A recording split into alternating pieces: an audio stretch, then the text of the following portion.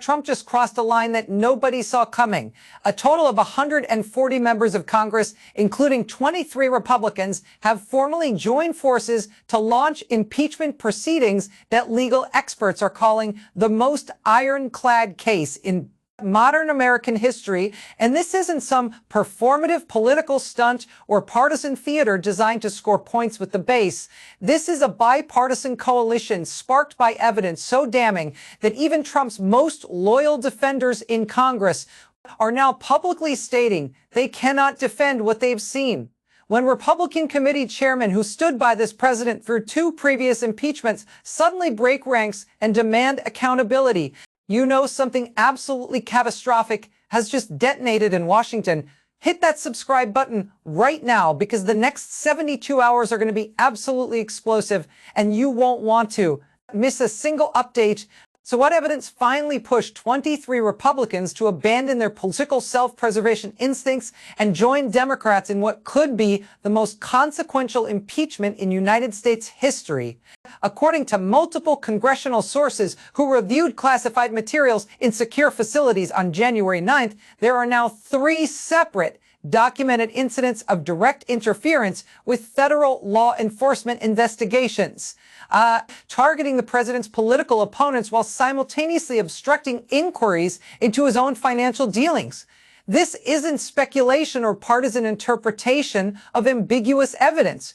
These are detailed records, including recorded phone calls, text message chains, and handwritten notes from White House meetings that allegedly show systematic obstruction of justice occurring at the highest levels of government. Sources familiar with the evidence tell reporters that one recorded conversation captures the president explicitly instructing his attorney general to halt a corruption investigation into a major political donor just 48 hours after that donor transferred $10 million to a political action committee supporting the president's re-election campaign.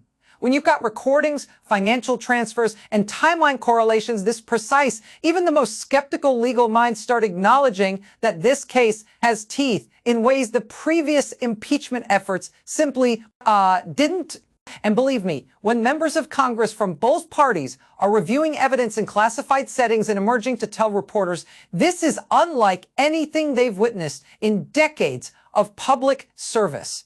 You know, we're watching a constitutional earthquake unfold in real time, and it's honestly stunning to see Republican senators who built their entire political brands on unwavering loyalty now standing in Senate hallways admitting to journalists that the evidence makes defense impossible. Here's the complete picture of what's been building toward this historic moment. Tensions between Congress and the White House have been escalating since October, when the House Oversight Committee first subpoenaed financial records linking foreign government payments to Trump family businesses during his current term in office. But everything exploded according to detailed reporting from January 8th when a former White House counsel provided congressional investigators with a cache of documents he'd secretly preserved before resigning in December, documents that allegedly proved the president personally directed efforts to weaponize federal agencies against political rivals while protecting himself and his allies from legitimate criminal investigations. The documents dated between September and December reportedly include email exchanges where senior Justice Department officials expressed concerns about receiving direct orders from the Oval Office to prioritize certain investigations while deprioritizing others based purely on political considerations rather than evidence or prosecutorial merit. This wasn't about policy differences over prosecutorial discretion or debates about federal law enforcement priorities. This was about transforming the Department of Justice into a personal protection racket and a political weapon aimed at enemies. Smash that like button if you're starting to see why this situation is fundamentally different from anything we've seen before. Here's where the situation becomes genuinely unprecedented in ways that should alarm every American regardless of their political affiliation. When members of the House Judiciary Committee reviewed these documents in a secure facility on January 10th, even Republicans who had defended Trump through countless previous controversies reportedly sat in stunned silence as they read through page after page of evidence showing calculated abuse of presidential power. And let's be completely honest about what impeachment demands actually represent in our constitutional system. They don't emerge from routine political disagreements or policy disputes between parties. They surface when elected representatives conclude that a president has so fundamentally violated their oath of office that allowing them to remain in power poses an active threat to constitutional governance itself. Here's what multiple sources with direct knowledge say transpired during the critical meetings that led to this historic bipartisan impeachment push. On January 11th, a coalition of 140 Congress members held an emergency 6-hour session after reviewing the complete evidentiary package compiled by House investigators. The group included 117 Democrats and 23 Republicans, spanning both chambers of Congress. Sources present in that room told reporters that Representative Michael Turner, Republican chairman of the House Intelligence Committee and a decorated military veteran, reportedly stood before his colleagues and stated that the evidence demonstrated clear violations of federal obstruction statutes and that remaining silent would make every member complicit in the destruction of rule of law principles that transcend partisan politics. Meanwhile, Representative Jamie Raskin, the ranking Democrat on oversight and a constitutional law professor, characterized the documented pattern as the most serious abuse of executive power since Watergate, because it involved using federal law enforcement as a tool for personal enrichment and political persecution simultaneously. By the conclusion of that marathon session, the bipartisan coalition had drafted articles of impeachment charging obstruction of justice, abuse of power, and violation of the Emoluments Clause, with formal introduction scheduled for January 14th. The language in these articles, according to legal analysts who reviewed the draft, represents the most precisely documented impeachment case in American history. The articles cite specific dates, exact dollar amounts, named individuals, and direct quotes from recorded conversations that allegedly prove corrupt intent beyond any reasonable doubt. Drop a comment right now with your honest reaction to this situation, because I genuinely read every single response, and your perspectives help shape how I cover these stories moving forward. Now, here's where things get absolutely extraordinary in ways that separate this moment from every previous impeachment attempt.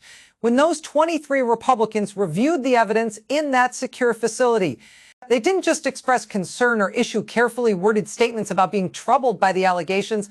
They walked out of that room and directly told reporters that they would vote to impeach and would encourage their Senate colleagues to vote for conviction because the evidence left them no other constitutional option. Senator Lisa Murkowski, and Republican from Alaska who voted to acquit Trump in both previous impeachment trials, held a press conference on January 12th where she stated with visible emotion that she had spent 3 hours reviewing evidence that made her physically ill. She explained that as someone who had defended executive authority and given this president the benefit of doubt repeatedly, she could no longer ignore documented proof that the office of the presidency was being systematically corrupted for personal gain at the expense of justice and national integrity. And that moment when a Republican senator who had been one of Trump's most reliable votes stood before cameras and announced she would vote to convict and sent absolute shockwaves through Washington political circles. When senators break from their party's president on impeachment, particularly senators who face re-election in states Trump won decisively, it signals one undeniable reality. The evidence is so overwhelming that political survival now depends on accountability rather than loyalty. The claims that this represents another partisan witch hunt completely collapse when nearly 24 Republicans are actively participating in impeachment proceedings and publicly stating they will vote for conviction. This isn't the first time Congress has confronted a president over systematic abuse of power and obstruction of justice. Think back to Richard Nixon during the final days of Watergate, when the smoking gun tape revealed he had personally ordered the CIA to block FBI investigations into the break-in, Republican senators began privately visiting the White House to tell Nixon he had lost their support and would face certain conviction if impeachment reached the Senate floor. The pressure became so intense that senior GOP leaders, including Barry Goldwater, personally informed Nixon he could count on fewer than 15 Senate votes for acquittal. Nixon resigned within 48 hours rather than face the humiliation of removal. Then there was Bill Clinton's impeachment over perjury and obstruction related to the Monica Lewinsky scandal. While Clinton was impeached by the House, he was acquitted in the Senate because his actions, though inappropriate and dishonest, didn't directly threaten constitutional governance or national security. The impeachment never gained significant bipartisan support because most Democrats and even some Republicans viewed it as a partisan overreach focused on personal misconduct rather than abuse of presidential power. Subscribe immediately if you haven't already, because this channel provides analysis and you simply won't find anywhere else on this platform. And we can't forget Trump's first impeachment over the Ukraine quid pro quo, where he allegedly withheld military aid to pressure a foreign government to investigate his political opponent. While some Republicans privately expressed discomfort with Trump's actions, they maintained public support and voted for acquittal. The party stayed unified even when testimony from career diplomats and White House officials seemed to corroborate the allegations. Now, however, we're witnessing something categorically different.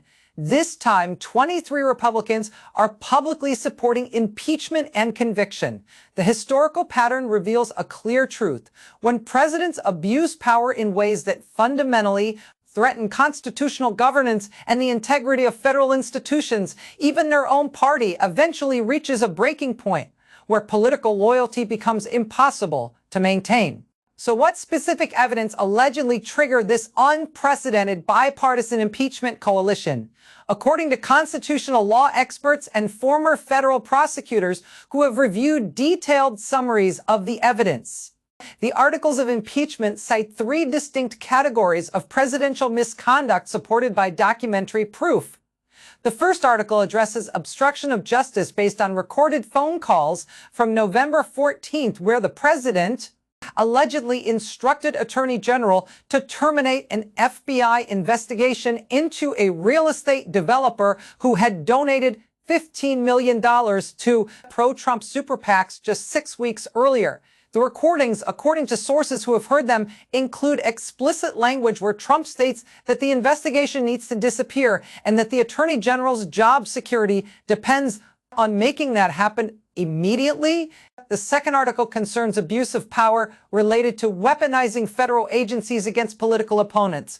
Documents reportedly show that between September and November, the president personally compiled a list of 37 individuals, including journalists, former administration officials who had testified against him, and Democratic politicians, then directed the IRS and FBI to launch aggressive audits and investigations targeting every person on that list.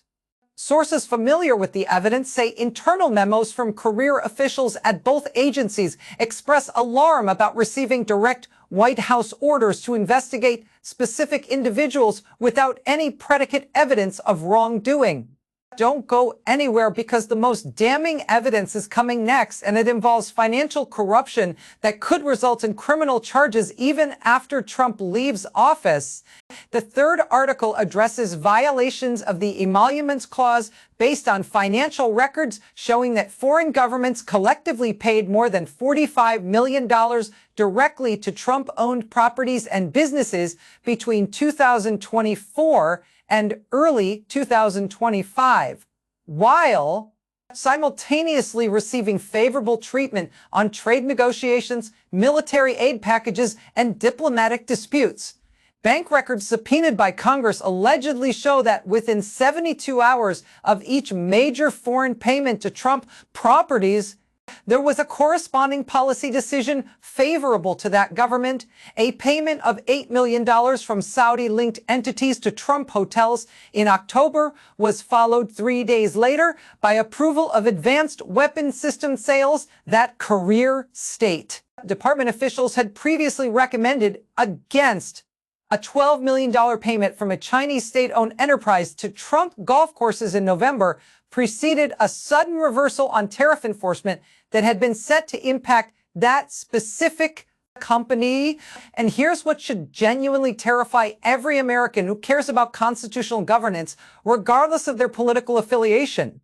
This isn't just about one president or one administration making questionable decisions. If a president can systematically obstruct investigations into their own conduct while simultaneously weaponizing federal agencies against political enemies and accepting tens of millions from foreign governments in exchange for policy favors, and then the presidency itself becomes an instrument of corruption rather than public service. Once that president solidifies, there is no mechanism to prevent future presidents from treating the office as a personal profit center and protection racket combined. This situation places Republicans in an absolutely impossible political position that's tearing the party apart in real time. On one side, they face enormous pressure from a voter base that remains intensely loyal to Trump and views any criticism as betrayal and establishment's capitulation to the deep state. That faction demands absolute defense of the president, regardless of evidence. Immediately attacks on whistleblowers and investigators as partisan hacks, and framing of the entire impeachment as an illegitimate coup attempt by Democrats who never accepted Trump's presidency. Now, on the other side, these same Republicans must reconcile with evidence that, according to their own committee chairman and senior senators, demonstrates clear criminal conduct that endangered constitutional governance for personal, financial, and political gain. They now must explain to constituents how accepting millions from foreign governments while making policy decisions favorable to those governments doesn't constitute corruption. They must justify why obstructing investigations into presidential misconduct is acceptable. These positions are nearly impossible to defend to anyone applying basic ethical reasoning. And here's the absolutely critical problem that makes political maneuvering impossible. There is no credible defense available. Either the evidence is accurate and shows systematic corruption and abuse of power, in which case Trump's actions are constitutionally indefensible, or the evidence is fabricated, which would require believing that 23 Republican members of Congress, including decorated veterans, former prosecutors, and longtime Trump allies, are all lying about what they witnessed in classified briefings. That theory collapses under the slightest scrutiny. Constitutional scholars and legal experts are characterizing this as the most serious threat to presidential accountability in modern American history. Lawrence Tribe, professor emeritus at Harvard Law School and one of the nation's foremost constitutional authorities, told networks that if the allegations are proven accurate during Senate trial, they represent the clearest case for removal from office since the framers created the impeachment remedy. He emphasized that the Constitution's impeachment provisions exist precisely to address situations where a president uses their office for corrupt personal purposes while obstructing attempts to investigate that corruption. Barbara McQuaid, former U.S. attorney and current University of Michigan law professor, explained that the evidence as described goes far beyond impeachable offenses and potentially constitutes multiple federal felonies, including obstruction of justice, bribery, and honest services fraud. She noted that accepting payments from foreign entities while making policy decisions favorable to those entities is precisely the kind of corruption the Constitution's emoluments clause was designed to prevent. Do me a favor and absolutely smash that like button right now, because engagement genuinely determines whether YouTube's algorithm shows this critical analysis to more people who need to understand what's happening. Even prominent conservative legal scholars who typically defend expansive presidential authority are acknowledging the gravity of these allegations. Jonathan Turley, George Washington University law professor who testified against Trump's first impeachment, stated in recent interviews that while he believes impeachment is often overused as a political tool, the evidence as described in this case appears to meet the constitutional standard for high crimes and misdemeanors. He emphasized that using federal law enforcement to protect yourself while targeting political enemies represents exactly the kind of tyrannical abuse the founders feared when they created checks on executive power. So let's break down exactly what this means for Trump's presidency, for Republican political futures, and for constitutional governance moving forward. First, the immediate political impact is absolutely devastating for Trump's remaining time in office. There is now a formal bipartisan impeachment coalition, including 23 Republicans, who have reviewed classified evidence and concluded that removal is constitutionally necessary. While conviction requires a two-thirds Senate majority, which means at least 67 senators, these articles have more Republican support at the initial stage than any previous impeachment in American history. Before this coalition emerged, many Republicans feared that breaking with Trump would end their political careers through primary challenges funded by Trump's massive donor network. Now, respected party leaders, including committee chairmen and senior senators, have provided cover for others to follow, potentially creating a cascade effect where more Republicans feel safe speaking out as the political cost of continued loyalty becomes untenable. Second, this creates catastrophic problems for Trump's relationships with federal agencies and career government officials. When a president is facing impeachment for weaponizing those very agencies, career officials become extremely reluctant to follow orders that might later be characterized as part of corrupt schemes.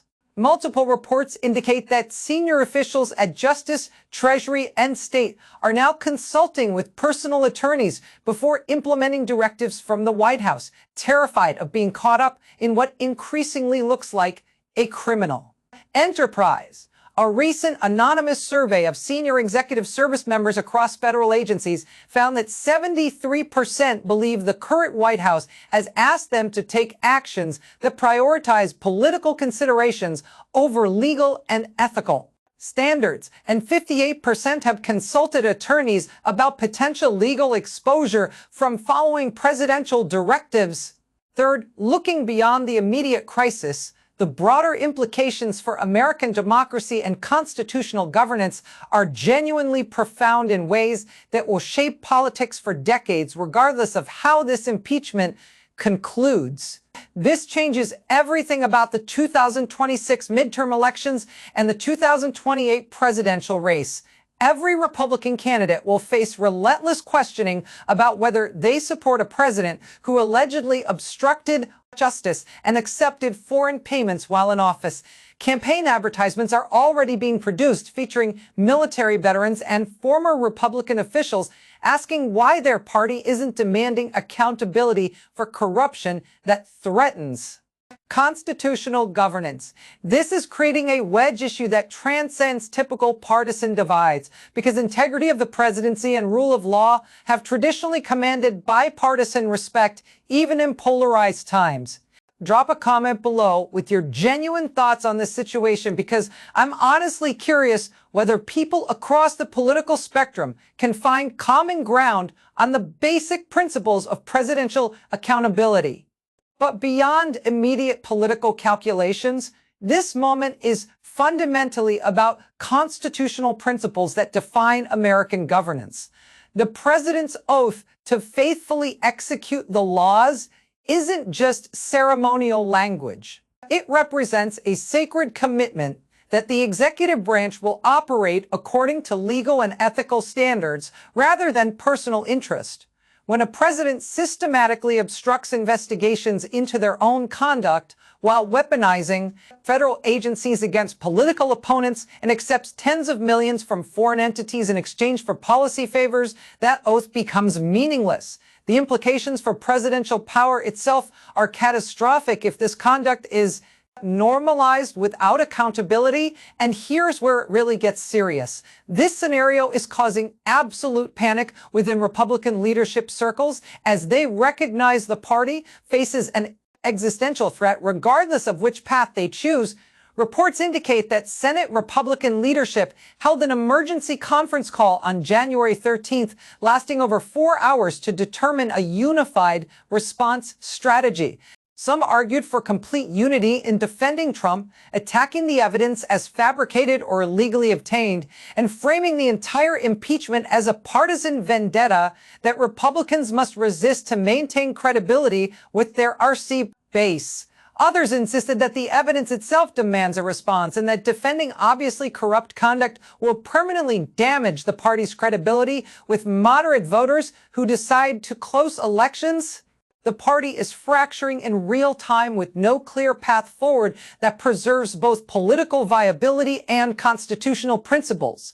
Meanwhile, Trump's core supporter base is absolutely enraged at the 23 Republicans who joined the impeachment coalition. Social media platforms are flooded with demands to primary every single Republican who broke ranks with influential voices in conservative media, branding them as traitors, establishment sellouts, and deep state collaborators who care more about Washington approval than representing their voters.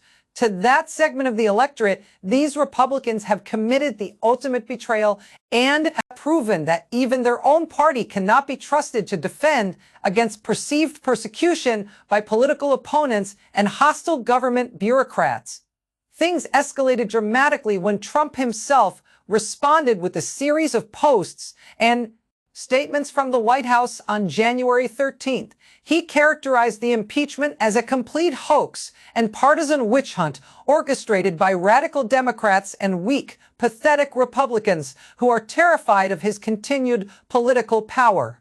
He claimed the evidence was fabricated by intelligence agencies and deep state operatives who have been trying to destroy his presidency since Inauguration Day, specifically naming 6 Republican members who supported impeachment and branding them cowards and political corpses who would face massive primary challenges funded by his political operation. Stay with me because what happens in the next section will completely change how you understand the constitutional crisis we're witnessing unfold. And here's what makes Trump's response even more damaging to his own defense. Instead of addressing the specific allegations with evidence refuting the charges, his entire reaction has been personal attacks on Republicans who broke ranks and conspiracy theories about deep state persecution. When your primary defense strategy involves attacking those who present evidence rather than actually disputing the evidence itself, you've essentially conceded that you cannot refute the charges on their merits. Constitutional law experts immediately identified this defensive posture as legally catastrophic. If the evidence were actually fabricated or the charges baseless, the logical response would be presenting exculpatory evidence, releasing recordings that show conversations were mischaracterized, or providing financial records that disprove the alleged foreign payments. Instead, the response is pure fury directed at Republicans who reviewed classified evidence and concluded it warranted impeachment. That reaction pattern strongly suggests the evidence is accurate and that Trump has no substantive defense available. This goes far beyond a single president or one administration's conduct. It's about whether the American constitutional system includes any meaningful accountability for presidents who abuse their office for personal gain, and if there are no consequences for systematically obstructing investigations, weaponizing federal agencies, and accepting foreign payments in exchange for policy favors. It establishes that presidents operate above the law with no practical constraints on corruption. It's not just about Trump. It's about whether the presidency itself has limits or whether we've created an elected monarchy where the office holder can engage in criminal conduct with impunity as long as they maintain sufficient political support. If this analysis is valuable to you, hit that like button right now and make sure you're subscribed because the next 72 hours will bring explosive developments you won't want to miss. So here's exactly where we stand at this critical moment in American history. A bipartisan coalition of 140 members of Congress has formally launched impeachment proceedings after reviewing evidence of alleged obstruction of justice, abuse of power, and acceptance of foreign payments in violation of constitutional prohibitions. This is no longer partisan political theater. 23 Republicans, including committee chairmen and senior senators, have reviewed classified evidence and concluded that Trump's conduct warrants removal from office. When members of the president's own party break ranks over allegations of systematic corruption, we have entered genuinely unprecedented constitutional territory that should concern every American, regardless of political affiliation. If accountability fails and there are no consequences for this alleged conduct, it establishes a precedent that presidents can obstruct investigations into their own misconduct, weaponize federal agencies against political enemies, and accept tens of millions from foreign governments in exchange for favorable policy decisions. That precedent would fundamentally transform the American presidency from a constitutional office bound by law into an instrument of corruption and personal enrichment protected by political tribalism. Keep extremely close attention on this story because the situation is developing rapidly. More Republican senators are reportedly reviewing the classified evidence this week and deciding whether to publicly commit to conviction votes before the Senate trial begins. Trump's legal team is threatening to challenge the impeachment on that procedural grounds rather than addressing the substance of allegations, which legal experts say reveals they have no factual defense. And Americans across the country are watching closely to see whether their elected representatives will prioritize constitutional principles and rule of law over political loyalty and partisan advantage. Before we conclude, make absolutely sure you're subscribed so you don't miss any coverage of this historic constitutional crisis. Here's the reality we're facing right now. 140 elected officials have put their careers and political futures on the line by declaring that a sitting president violated his constitutional oath in ways that demand removal from office. 23 Republicans have broken with their party because evidence left them no other option consistent with their constitutional duties. Americans are watching to see whether the Senate will prioritize accountability over politics and whether our constitutional system includes meaningful consequences for presidential corruption. This isn't just another controversy that will fade from headlines after a few news cycles.